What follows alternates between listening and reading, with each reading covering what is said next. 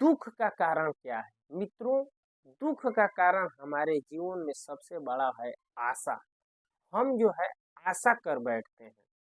मित्रों, कैसे? एक छोटी सी कहानी के माध्यम से मैं आपको बताना चाहूंगा।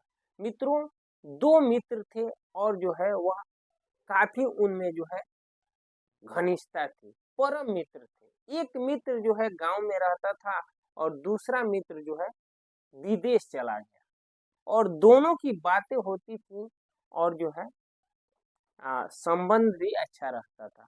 ये जो है उस पे बहुत भरोसा रखता था जो गांव वाला।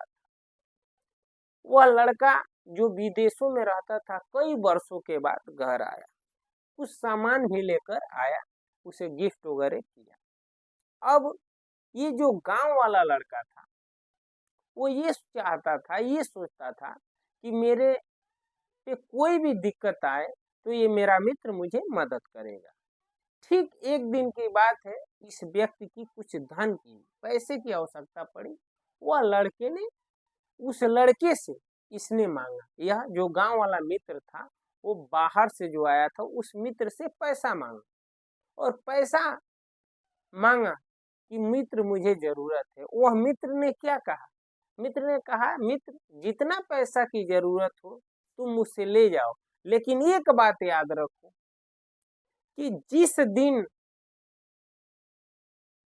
दिन समय दूंगा उसी दिन देना हो। अगर उस समय पे नहीं दिया तो मैं कभी फिर तुम्हें पैसे नहीं दूंगा।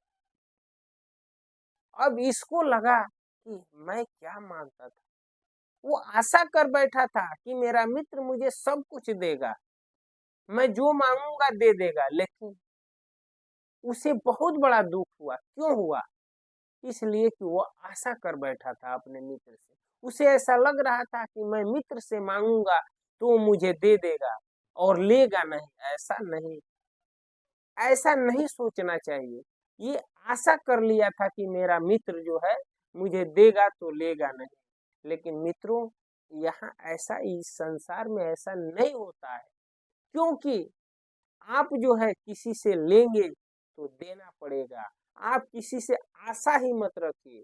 सबसे बड़ा दुख का कारण यही है कि हम किसी से आशा कर बैठते हैं, और आशा जब करते हैं और जब वो आशा हमें पूर्ण नहीं होता है तो हमें निराशा होता है, और जैसे ही हमें निराशा मिलती है तो हम दुख के सागर में डूब जाते हैं।